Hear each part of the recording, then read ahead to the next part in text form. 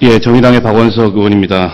대단히 피곤한 시간이긴 합니다만 중요한 사안이어서 한 말씀 드리고자 이 자리에 나왔습니다.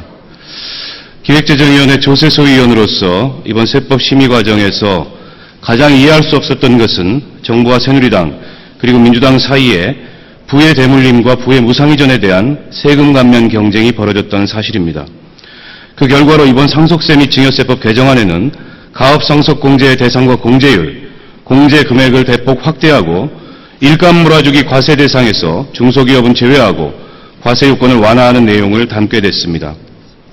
전체 46만 개 기업 중 1,700여 개의 재벌기업들과 300여 개에 불과한 매출 3천억 초과 대기업을 제외한 모든 기업의 사주가 세금 한 푼 없이 최대 500억까지 주식을 자식들에게 물려줄 수 있게 됐습니다.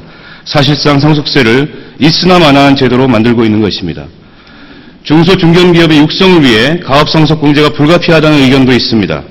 하지만 사주 일가에 대한 상속세 면제가 중소 중견기업의 육성을 위해 왜 필요한 것인지 이해할 수가 없습니다.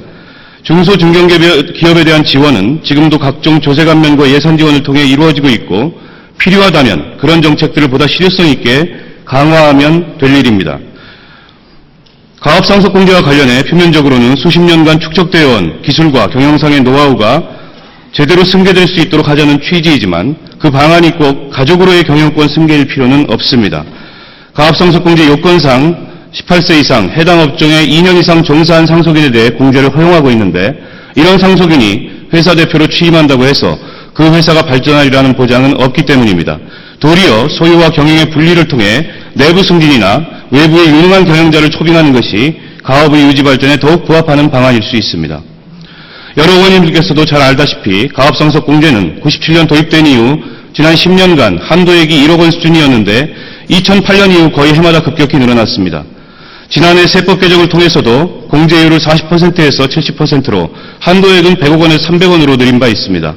확대 시행한 지 1년도 되지 않아 또다시 공제를 확대하는 것은 법적 안정성과 납세자의 예측 가능성을 위해서도 바람직하다고 볼 수 없습니다. 더구나 지금 재원 부족으로 복지 공약을 파기하고 있고 부족한 재원을 마련하기 위해 근로소득자나 자영업자에 대한 각종 공제 감면을 축소하는 마당에 유독 수백억 원대 주식 부자들에게만 이처럼 관대할 필요가 있는지 본 의원은 도저히 납득할 수가 없습니다. 이번에 적용 대상이 된 매출 3천억 원 이하 기업들에는 비록 재벌 계열사는 아니지만 해당 업종에서 상당한 지배력을 행사하고 있고 국민 누구나 알만한 유수 기업들이 포함되어 있습니다. 이런 기업들이 사주에게조차 상속세를 거두지 않겠다는 것은 국민들이 생각하는 조세정의와 공평과세의 원칙에 반하는 일일 것입니다. 가업상속 공제 확대와 마찬가지로 일감 몰아주기 과세 대상에 중소기업들을 제외하고 지분율이나 정상거래 비율 등의 요건을 대폭 완화한 것도 일감 몰아주기 증여세 과세의 도입 취지에 반하는 일입니다.